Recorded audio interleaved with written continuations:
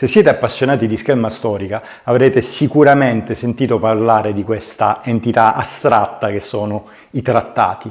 Ma cos'è un trattato di spada medievale? In cosa consiste praticamente? E soprattutto come possiamo studiarlo e interpretarlo per poter mettere in pratica i suoi insegnamenti? Mettetevi comodi che ne parliamo.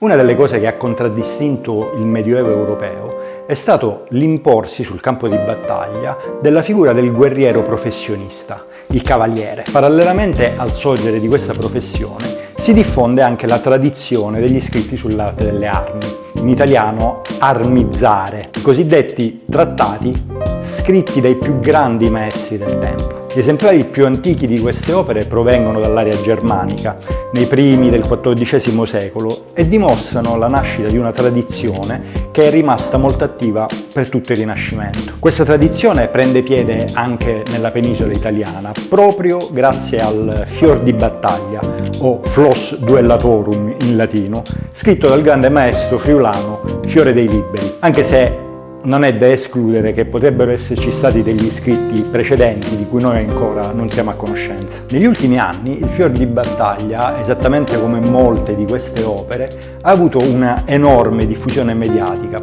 sull'onda della nascita e dello sviluppo della scherma storica. È importante dire che per quanto l'opera del maestro Fiore sia stata oggetto di particolare venerazione in questi anni e abbia ispirato una serie di studi e di pubblicazioni da parte di vivaci, entusiasti e molto rumorosi maestri di scherma, questa ha avuto ad oggi poca considerazione da parte degli studiosi di professione. Questa constatazione deve portarci a considerare con estrema prudenza quanto scritto negli ultimi anni sull'argomento e darci invece stimolo a tornare alle fonti, ai trattati appunto. Il trattato di Fiore ha attraversato più di 6 secoli ed è arrivato fino a noi in 4 testimoni. Ma cosa sono i testimoni di un'opera? I trattati medievali provengono da un periodo storico, il Medioevo appunto, in cui la stampa non era ancora stata diffusa e le opere di cultura venivano realizzate dai cosiddetti copisti, cioè dei professionisti dell'arte dello scrivere,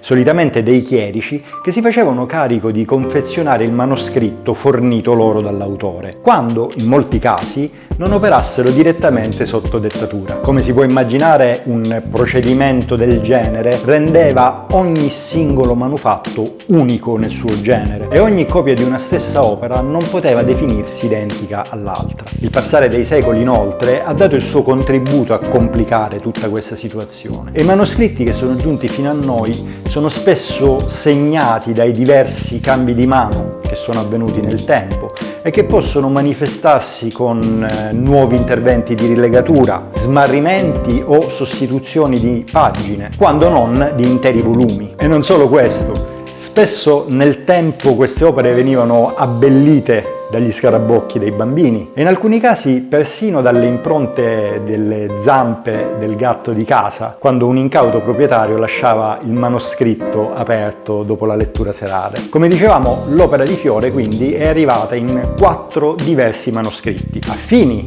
per contenuto e disegno dell'opera, ma che differiscono e spesso notevolmente fra di loro. Il primo di questi manoscritti a essere stato divulgato al grande pubblico fu il Flos Duellatorum in armis, sine armis, equester et pedester, meglio conosciuto come codice Pisani-Dossi. Fu ritrovato e riprodotto dal filologo ed erudito Francesco Novati, il quale ne pubblicò nel 1902 una riproduzione in copia anastatica, fornita di una introduzione storica e filologica magistrale. È composto da 36 fogli.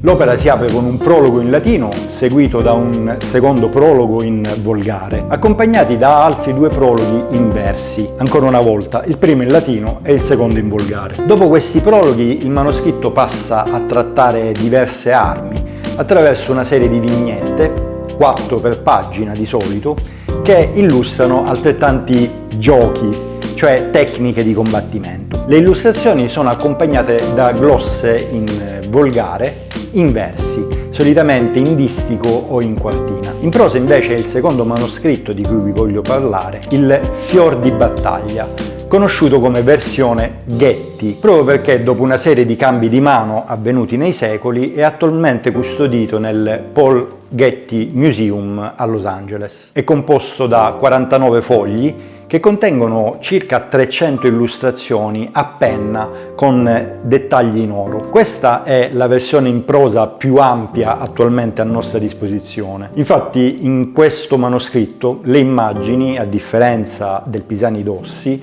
sono corredate da un'ampia glossa in prosa che le descrive e le commenta. Proprio grazie all'ampiezza delle sue glosse, che semplifica enormemente il lavoro di ricostruzione delle tecniche che vengono descritte, i giochi, dopo la sua scoperta e divulgazione negli ambienti di scherma storica, divenne in breve tempo la fonte principale di studio tecnico, sostituendo rapidamente la versione Pisani-Dossi. Grazie a questa sua qualità, inoltre, questo manoscritto è stato anche negli ultimi decenni oggetto di varie traduzioni in lingua inglese che ne hanno decretato la diffusione globale. Probabilmente, come vedremo più avanti, contemporaneo al Getty, è il terzo manoscritto sempre in prosa, conosciuto come versione Morgan, o più semplicemente Morgan, perché anche questo è custodito in un museo, in questo caso nella Morgan Library and Museum a New York. Questo testimone reca il titolo di Trattato della scherma ed è la sola versione dell'opera di Fiore che non presenta il titolo Fior di battaglia, Flos duellatorum, comunque una variazione di questo tema. Questa non è l'unica particolarità, perché questo manoscritto presenta anche una struttura completamente diversa nell'ordine di esposizione rispetto ai primi due manoscritti, anche se i contenuti sono assolutamente sulla stessa linea. Il prologo è molto simile al Getty, anche se non è identico, mentre il trattato è molto più corto, essendoci arrivato in soli 19 fogli, probabilmente perché molti furono smarriti durante i secoli. Viene normalmente considerato sia per stile sia per contenuto molto vicino al Getty e sostanzialmente contemporaneo. A queste tre versioni dell'opera in volgare italiano si è aggiunta recentemente, nel 2008, una quarta versione, ovvero il Florius de Arte Luctandi. È una versione del trattato tradotta in latino con redazioni in esametri ed è attualmente conservata a Parigi alla Bibliothèque Nationale de France. Ciò che lo rende particolare è proprio la lingua in cui è scritto, il latino, oltre che un apparato iconografico che differisce notevolmente da quello degli altri manoscritti. Ma da un punto di vista dei contenuti, il Florius non sembra aggiungere niente di nuovo rispetto agli altri tre manoscritti in volgare. La maggior parte delle tecniche presentate sono infatti una trasposizione pedissequa del Pisani-Dossi, per quanto in alcuni casi vengono arricchite da particolari che è possibile ritrovare nel Getty o nel Morgan. Tutti questi dettagli hanno fatto pensare appunto che il codice sia fondamentalmente una traduzione in latino dei materiali già presentati nelle opere in volgare. Oltre a questi 4 testimoni è doveroso citare che siamo a conoscenza di almeno altre 2 copie dell'opera di Fiore. 2 manoscritti infatti che recano il titolo Fior di battaglia risultavano essere presenti negli inventari della biblioteca estense. Tuttavia, dopo il 1500 le voci relative a questi 2 manoscritti scompaiono da questi inventari. Inoltre non sappiamo nulla del libro di cui parla lo stesso maestro friulano nel suo prologo, che sarebbe appartenuto al suo allievo prediletto, al migliore dei suoi discepoli, cioè Galeazzo da Mantova. Bene, allora, lasciando da parte i manoscritti che non ci sono arrivati e il Florius, il manoscritto in latino che è fondamentalmente una traduzione degli altri, andiamo a fare un rapido paragone dei 3 manoscritti in volgare che ci sono arrivati. Partendo dalle somiglianze, come è facile notare da una prima analisi di questi manoscritti, è il fatto che condividono lo stesso impianto redazionale, ovvero descrivono una serie di giochi, tecniche di combattimento, attraverso immagini commentate da un testo, le glosse, in alcuni casi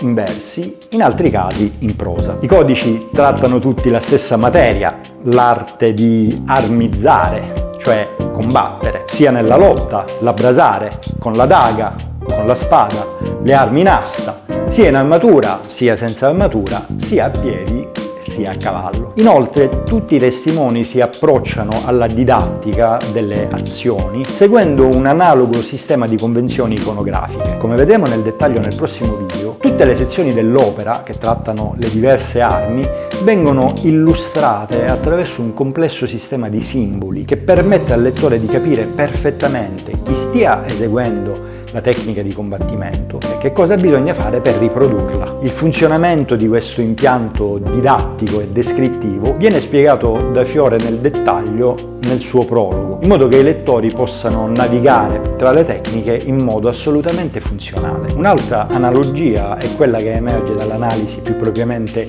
linguistica e filologica che è stata fatta dei 3 manoscritti. Infatti sembrano presentare un testo e una lingua omogenei. L'opera è stata scritta in volgare italiano e nel particolare è stata utilizzata una koiné, cioè una sorta di lingua comune a un'area geografica che in questo caso è da situare nell'Italia settentrionale nei primi anni del XV secolo. Anche in questo però ci sono delle piccole differenze. È stato per esempio rilevato dagli esperti come la scrittura del Pisanidossi appartenga ad una mano diversa da quella dei 2 altri testimoni e anche le illustrazioni pare che siano dovute ad artisti completamente differenti. Questo ci porta a parlare delle principali differenze fra questi 3 testimoni. Le prime 2 grandi differenze vedono contrapposti il Getty e il Morgan da un lato e il Pisanidossi dall'altro.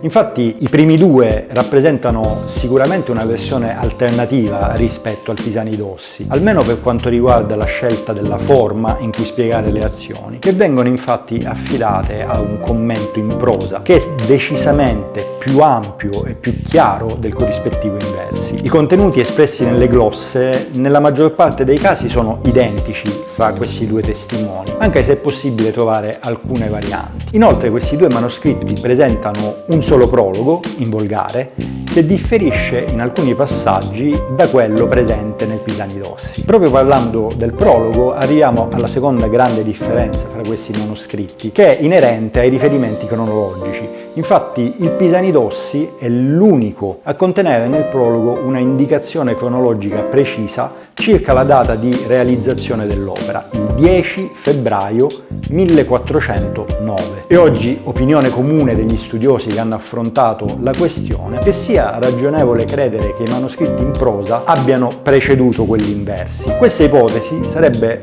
tra l'altro confermata dalle stesse parole del maestro friulano, il quale nel prologo del Getty e del Morgan afferma di aver speso 40 anni nell'arte delle armi, mentre nel Pisanidossi afferma di averne spesi 50. Questa differenza viene ulteriormente amplificata dal fatto che il Pisanidossi è l'unico a contenere un riferimento e una serie di lamentele da parte del maestro friulano circa l'età che avanza e gli sforzi legati alla composizione di un trattato così vasto e impegnativo. Tutto questo borbottare è assente negli altri trattati e questa assenza è probabilmente dovuta alla differenza di 10 anni. Ma parlando sempre di differenze fra i 3 testimoni, adesso vediamo il Morgan soltanto contrapporsi e differenziarsi dal Getty e dal Pisanidossi. Infatti a una prima occhiata dei 3 manoscritti quello che salta subito all'occhio è una notevole differenza nella ampiezza e nella consistenza di queste opere. Sia il Pisanidossi sia il Getty sembrano essere completi, mentre il Morgan, come abbiamo visto, presenta un numero di fogli e quindi anche delle tecniche illustrate decisamente minore. Mancano infatti nel Morgan l'epilogo e le sezioni dedicate ai giochi di azza, all'abbrasare. E queste assenze ci portano a pensare alla caduta di alcuni fogli e allo spostamento di altri. Un altro elemento che colpisce è relativo alla dedica dell'opera a Niccolò III d'Este, presente nel Getty e nel Pisanidossi e invece assente nel Morgan, il quale tra l'altro, come dicevamo, è anche l'unico a presentare un titolo differente dagli altri 2. Ci convince l'argomentazione di chi ha messo questi fatti in collegamento con una diversa destinazione che i manoscritti sembrano aver avuto. Getty e Pisanidossi potrebbero essere esemplari di lusso, libri eleganti da presentare appunto al marchese. Morgan invece è evidentemente una versione molto meno elaborata e curata ed era probabilmente riservato all'effettivo uso didattico in palestra. In effetti questa